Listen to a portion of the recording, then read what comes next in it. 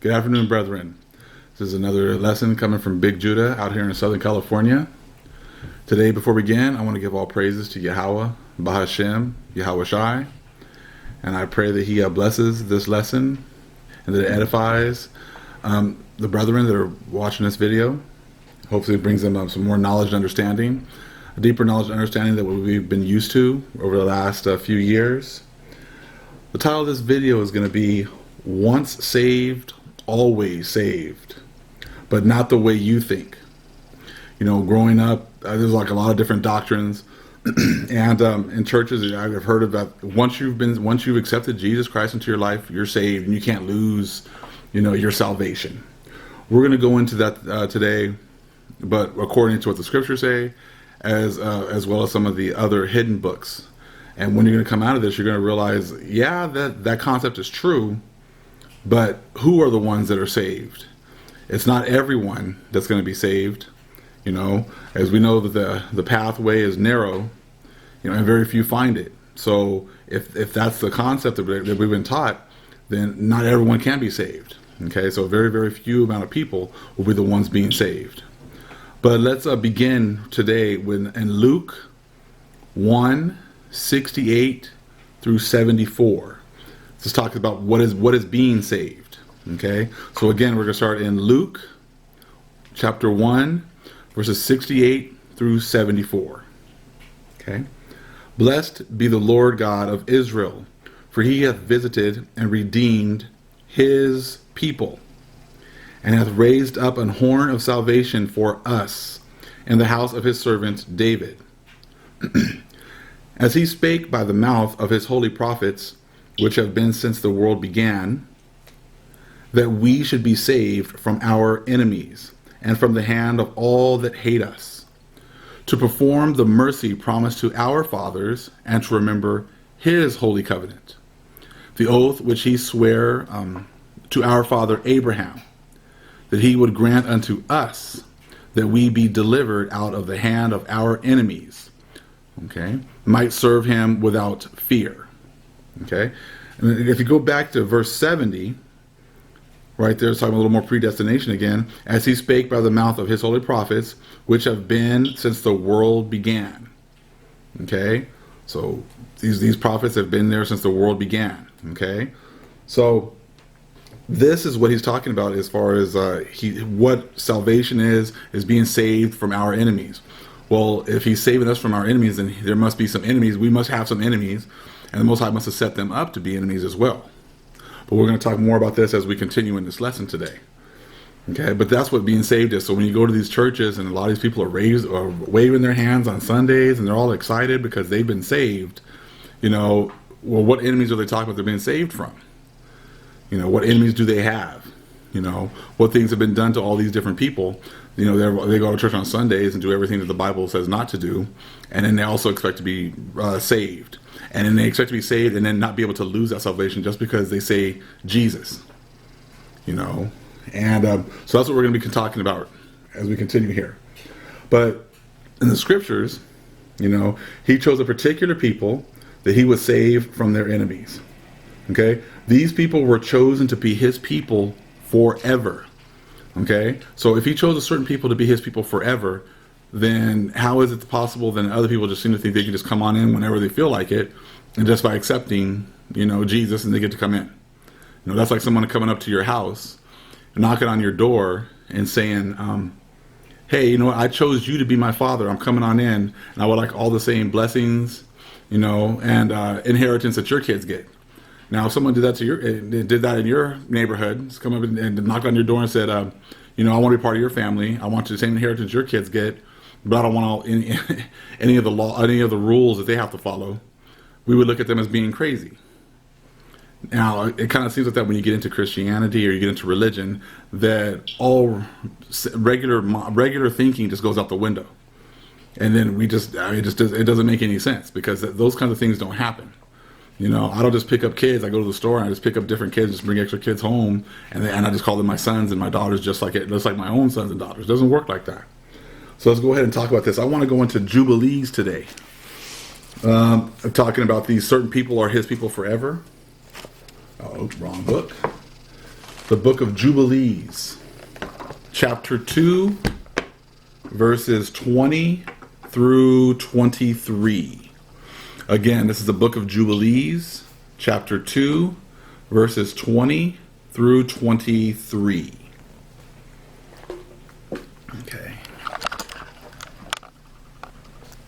And he said unto us, Behold, I will separate unto myself a people from among all the peoples, and these shall guard the Shabbat. And I will sanctify them unto myself as my people, and will bless them as I have sanctified the Shabbat, and do sanctify it unto myself. Even so will I bless them, and they shall be my people, and I will be their Elohim. And I have chosen the seed of Jacob from amongst all that I have seen, and have written him down as my firstborn son, and have sanctified him unto myself forever and ever. And I will teach them the Shabbat, that they may guard the Shabbat thereon from all work.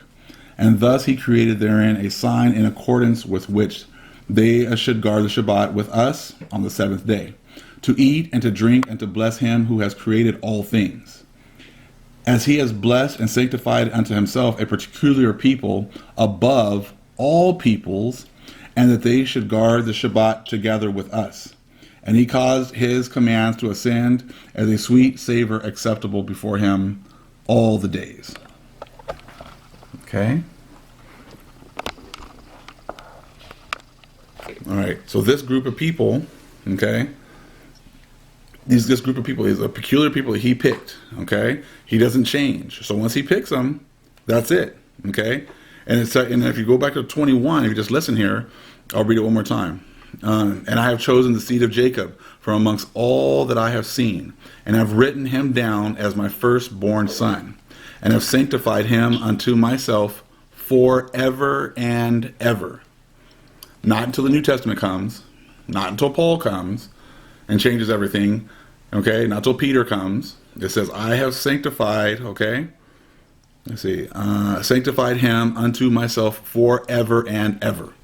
So there's no getting around that right there. That's why a lot of these books have been taken out and hidden, because you can kind of, there's a little gray areas when you're just dealing with the 80 scriptures or 66 scriptures. I mean, when the Most High opens your eyes, it's pretty much cut and dry who he's talking to.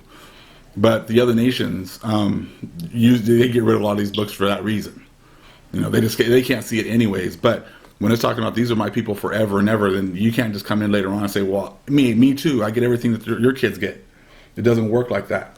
But this concept here in Jubilees is actually referred to again, even in the scriptures here in Jeremiah, chapter 31, 35, and 36. Let me get that real quick. Jeremiah, chapter 31, verses 35, 36.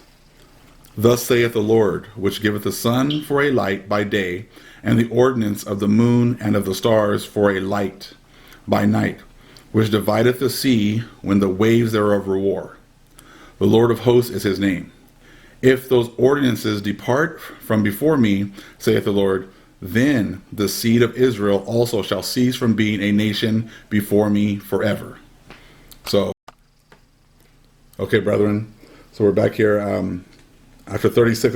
I'm going to read 36 one more time. If those ordinances depart from before me, saith the Lord, then the seed of Israel also shall cease from being a nation before me forever. Now, the moon is still up in the sky, stars are still up in the sky, so therefore, the Israelites are still his people. Okay? Nothing's changed. Just like they were chosen forever, in Jubilees, they're still here, and they're still his people. Okay? So as you can see, once saved, always saved, is a doctrine that applies only to Israel. Okay? First to the elect, then to all of Israel. Okay? So, yes, there is such a thing as once saved, always saved, but when this, salvation came is the question. A lot of people seem to think that you can just come down here and you're on earth and you make a profession of faith, as I love to say, and you say, I put my faith in Jesus and therefore I'm saved. Okay? But this salvation was something that happened way before we were sent down here. And that's what we're going to get into today. Okay? Now it says the people were made this way. Well, let's actually, before we get into this, let's read something about how he's only going to save Israel only.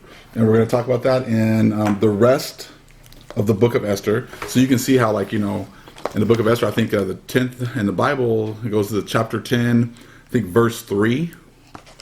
I mean, how are you going to stop a chapter at the third verse? Okay? And then this is the rest of the book of Esther.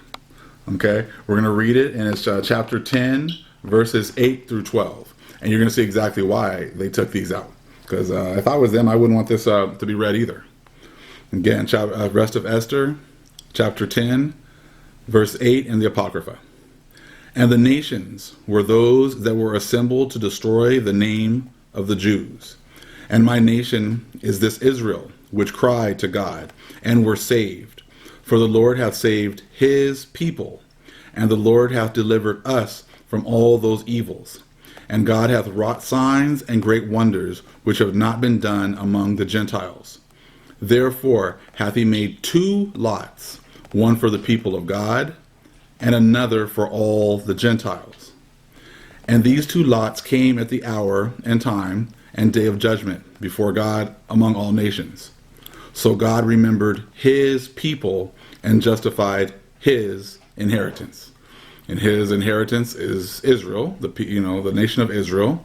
There's only 2 lots, and we're going to get into this even more so. We're going to get into these 2 lots were actually predetermined before, the world was even made. Okay, we're going to get into that. Okay, but as you can see, the people were made this way. They cannot change. They cannot attain salvation by their deeds. None of us can. Okay, even the elect or Israel, we can't either. It says we can't change what the Father has set up. Okay, and his whole plan, I'm going to give an example of his whole plan actually being set up. He actually shows it all over the scriptures about his plan and how he's already set things up. Okay, if you're going to go to Ecclesiasticus, chapter 33, verses 10 through 14. Again, Ecclesiasticus, chapter 33, verses 10 through 14. And all men are from the ground, and Adam was created of earth. In much knowledge the Lord hath divided them, and made their ways diverse. Some of them hath he blessed and exalted, and some of them hath he sanctified, and set near himself. But some of them hath he cursed and brought low, and turned out of their places. Okay? Verse 13. As the clay is in the potter's hand, to fashion it as at his pleasure, so man is in the hand of him that made him, to render to them as he liketh him best. Okay? So again, actually that's to verse 13. Again, it's showing you right here that some he's called, he's blessed and brought near to him. Others he's cursed and brought low. So if he's telling you that that's what he's doing, some of the people he's blessed and bringing closer to himself, and other ones are cursed and brought low, then there's no way that, you can come and down here and attain salvation, because he's already handpicked who he's going to keep, who he's going to love and bring close to him, and who he's going to curse. I mean, it's already been preordained, already been set up. Okay? So let's continue, We hear these verses, and then we try to apply it to our lives. Christians twist it and say, God knows what we will do, and he loves us anyways. Christians always love to do that. Yeah, he knows everything, but he knew that what I was going to do, and he blessed me anyways, and he forgave me, and he loves me because he loves everyone. That's what Christians are going to say. But yeah, he knew what the Israelites were going to do. He already talked about that in the Old Testament. All the wicked things that we were going to do as a people, and all the curses we were going to suffer, okay? And the fact that he was going to bring us back, he was going to choose us at the end. All that has already been talked about in the Old Testament. So he already knew exactly what was going to happen. It's already all been preordained and set up. And let me see here. Make sure I get all this information. I got a lot of notes here. It says, yeah, that applies to Israel and Israel only. The whole thing about once saved, always saved applies to Israel and Israel only. says, did you know that there is an account of the separation between the godly and the sinner taking place in the heavens?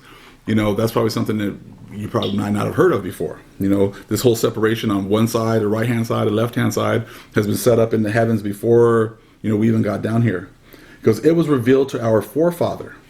And I will show it, I'm going to share this with you today. This vision of the right-hand side, the left-hand side, and what they're made for was actually shown to our forefather Abraham. And you got to think of it. The Most High made a covenant with Abraham, but we have no first-hand accounts of his writings at all. Pretty much the first 5 books of the Bible were written by Moses, so way after the fact. So we're trying to say that the Most High made a covenant with Abraham, but never had him write anything down or share any information. Well, once you kind of read some of this information I'm going to share with you today, you're going to see exactly why they chose not to let you read a lot of the things that he wrote. Okay? Now, let's see here. This book is The Apocalypse of Abraham. It's actually one of my favorites. It's in the Old Testament Pseudepigrapha. Let me see here. Which volume is this? Volume 1, page 700. I'm going to read chapter 22. Now, this is what's going on. This is what Abraham, the vision that Abraham was shown when he was up in the heavens. Okay? And then as you're listening to it, see if it relates to some of the verses that you've read in the Bible. Okay? Apocalypse of Abraham. And I said, Eternal, Mighty One, what is this picture of creation? And he said to me, this is my will with regard to what is in the light, and it was good before my face. And then afterward, I gave them a command by my word, and they came into an existence. Whatever I have decreed was to exist had already been outlined in this, and all the previously created things, you have seen stood before me. And I said, O sovereign, mighty, and eternal, why are the people in this picture on this side and on that? And he said to me, these who are on the left side are a multitude of tribes who existed previously. And after you, some who have been prepared for judgment and order, others for revenge and perdition at the end of the age. So right there is telling you there's people that were prepared for judgment and order, others for revenge and perdition at the end of the age. Those on the right-hand side of the picture are the people set apart for me of the people with Azazel. These are the ones I have prepared to be born of you and to be called my people. Okay, so the ones on the right-hand side, these are the ones that I have prepared to be born of you and to be called my people. The people going through the particular seed line are the ones on the right-hand side. The ones on the left-hand side are all the other Gentiles, all the other nations. Okay, so this is something that the Most High had already decreed, before the creation of the world. He's already shown his whole plan of what's going to happen. Okay, and I think that's really, really important, because everything that you see now happening in this world right now, was outlined in the heavens. This is the ultimate once saved, always saved. You can't come down here and then be saved. This concept is all over the scriptures. Okay, so this is where that whole once saved, always saved. If you're on the right hand side, you're saved. If you're on the left hand side, you're not. Pretty simple. Okay, now we're going to show you how a couple of this concept is actually in the scriptures. Okay, let's look at Psalms 58 and 3 real quick. Psalms 58 and 3. And then it'll kind of give a deeper understanding of a lot of these other scriptures. Psalms 58 verse 3. The wicked are estranged from the womb. They go astray as soon as they be born, speaking lies. These people are born, they come from the left-hand side. As soon as they haven't done anything, they're born, they're already wicked. They're already spewing lies. So this showing you, because he's already dictated who's going to do what. It's already there, just like you saw there in the Apocalypse of Abraham. Okay. Next one I want to read is in Proverbs 16 and 4. Proverbs 16 and 4. The Lord hath made all things for himself, yea, even the wicked for the day of evil. There you go. He makes the wicked, left-hand side, for the day of evil. Back over there to the Apocalypse of Abraham, he's already made these people for judgment, for the day of judgment. Right there. Same thing. Romans 9:21. I'm going to say 21 through 23 maybe. I think that's what we're going to go through. 21. Okay. Hath not the potter power over the clay of the same lump to make one vessel unto honor and another unto dishonor? What if God, willing to show his wrath and to make his power known, endured with much long suffering the vessels of wrath fitted to destruction? These people have been made for destruction. Okay, and that he might make known the riches of his glory on the vessels of mercy, which he had afore prepared unto glory. Again, those ones he's already said on the right hand side, they're going to be born of your seed. They've already afore prepared unto glory, been prepared unto glory before. Same thing, same concept. So as you can see, a lot of these other prophets knew about these books. They've read these books. They knew exactly what was going on. So when you're reading a lot of these different apostles, you listen, Paul, he's referring to some other deeper aspects, some other deeper books that a lot of people haven't seen. So when you haven't seen these books and you kind of listen to what he's saying, you seem to think that he's coming up with some new concepts, but no, he's just repeating what he already has been taught his whole life. Okay, we're just coming back into the memory or the remembrance of it because the Most High has chosen us to actually get this knowledge one more time before the end. Okay, let's go to one more quick verse that kind of goes over this concept again. Matthew 25:31. Okay, when the Son of Man shall come in his glory and all the holy angels with him, then shall he sit upon the throne of his glory. And before him shall be gathered all nations, and he shall separate them one from another, as a shepherd divideth his sheep from the goats. And he shall set the sheep on his right hand, but the goats on the left. Right hand, people that are from Israel, that seed line. Left hand, the goats, all the ones he's already prepared for destruction. They're right there. Same thing. Okay? But now when you go into the apocalypse of Abraham, you see how, it was already preordained. It was already preset. So when people are saying, yes, I'm saved because I accepted Jesus, it doesn't work like that. He already dictated, he already decided, before the earths were even formed, who was going to get what, who was going to be where, and what, and what we were going to get at the end. Very simple. Okay? Let's see here. So there's no new concepts. The apostles are just repeating the things that they're seeing. They've been exposed to a lot of these books. They've been exposed to a lot of these, well, they weren't books at that time, they would be scrolls at that time, or there's been information handed down, so they've already known about these things. Okay? Now I've got a last couple before we get out of here today. Second Enoch, page 140. Same Old Testament, let's see, Old Testament Pseudepigrapha, volume 1. Let me get here to page 140 real quick. Okay.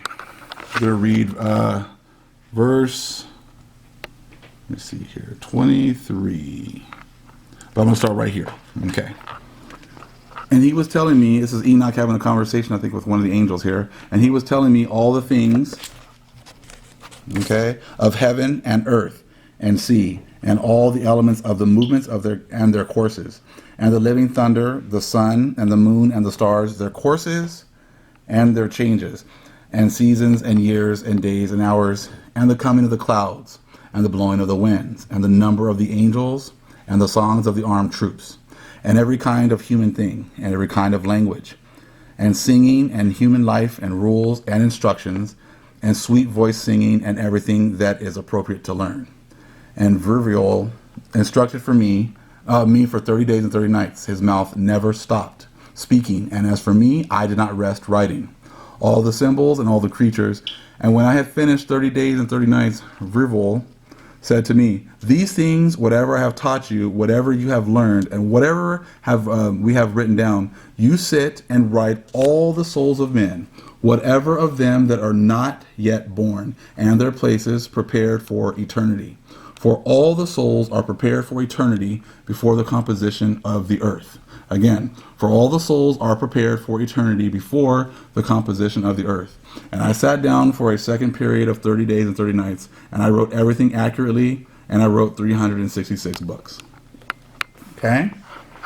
So right there, again, Enoch is given a lot of information, okay? And he was told to sit down, okay, and write all the souls of men, Whatever of them are not yet born, these are future, these are men in the future, and their places prepared for eternity. And their places where they're already prepared to go for eternity. Right there. Okay? Same concept all the way through. Once saved, always saved. If you are already written to be saved, you're saved. Very simple. Okay? Didn't say it was going to be easy to accept, but this is what the scriptures are saying. A lot of people think that if we keep the laws better than someone else, we'll be saved, or we'll be worthy to be saved. It doesn't work like that. Okay? The Most High has already dictated who is going to be saved. I don't keep the laws perfectly. No one does. I sin all the time. Everyone does. So to sit there and act like, somehow because I keep them a little bit better than you, therefore I'm better. And so therefore I deserve to have eternal life, or, to be part of the 144,000. I said the Most High has already decided who his elect are going to be. And he's showing you who his elect are now at the end by the knowledge that they have. Okay? That's how he shows who's who at this point. Okay? So last verse I'm going to get into today it's called the Testament of Moses. Let me find it here really quick. Okay, Testament of Moses, chapter 12. Okay, let's talk about some things about the Most High creating the nations and everything else. Okay, last one of the day. Okay. And when he had finished speaking these words, Joshua again fell at the feet of Moses. And Moses grasped his hand and raised him into the seat before him. And responding to him, he said, Joshua, do not demean yourself, but free yourself from care and pay attention to my words. God has created all the nations which are in the world, just as he created us. And he has foreseen both them and us from the beginning of the creation of the world, even to the end of the age. Indeed, nothing to the least thing has been overlooked by him, but rather he has seen all things, and he is the cause of all. He has been seen beforehand all things which may come to which may come to be in the world. Okay, we'll stop right there on that one. Okay, so he's seen everything. He knows everything. He's omnipresent, omnipotent. He knows everything. Okay, it's all his plan. Okay, so if someone says that, I'm constantly learning. I don't venture to say I know everything. I have 100% of the truth. I know everything, because the Most High is constantly showing me new things, new concepts that I've never seen before. I learn every single day. So, many Christians will say, well, I'm saved because I belong to this church. I'm saved because this is my religion. My religion is totally different than all the other religions. I hear that all the time from people. Like, yeah, I'm not like those other Christians. I'm different. And I'm like, well, do you go to church on Sunday? Yeah. Do you do Christmas? Yeah. Do you go Easter? Yeah. You eat pork? Yeah. Well, do you believe anyone can make it to heaven? Yeah. Okay, then you're a universalist. You say all you guys are the same. You might go about it a different way, but this is to show you that we're constantly learning. We can't sit there and think that we know everything, because we don't. The Most High reveals things when he's ready to reveal them. So, with that, I want to make sure the brethren are thinking about, is the Most High choosing me? Do I want to bear fruit? Because none of us, we're not here to be saved. We're here at this point to bear fruit. Because who's going to be saved and who's not going to be saved has already been determined. So now is the time to bear fruit. And how you bear fruit now is by waking up your brethren. Okay? Are you being used by the Most High to give knowledge and understanding to our brethren who are lost? Okay? That's how you bear fruit at this point. Okay? By getting this knowledge and sharing it when the Most High is ready to use you. Okay? That's what we're supposed to be doing at this point in order to bear fruit. And only a few people have been chosen to do this. But if you're here today and you're watching the video, I pray that in your understanding these concepts, and it actually goes with your spirit, then that might be something you want to start looking into. Read some of these other books, starting to put the puzzle pieces together, okay, and bear much fruit while we have the opportunity, because this is the time to bear fruit. Okay, it's not necessarily your time to get saved and everything else, because the Most High already has dictated who's going to be saved and who hasn't. If he's given you this extra opportunity and this knowledge, use that knowledge in order to bear more fruit. and search for other brethren and be an edifying, positive influence to other people, our people. Okay? With that, I want to end today. Shalom.